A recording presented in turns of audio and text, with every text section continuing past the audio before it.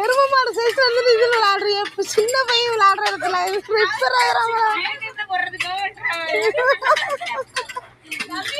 இறங்கி பிடிச்சி கட்டி வச்சிடாம இறங்கு புரியா?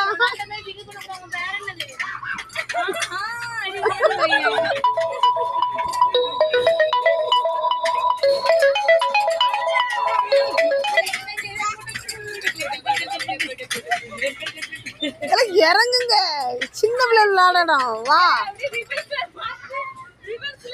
எதுக்கு ரிவல்ஸ்?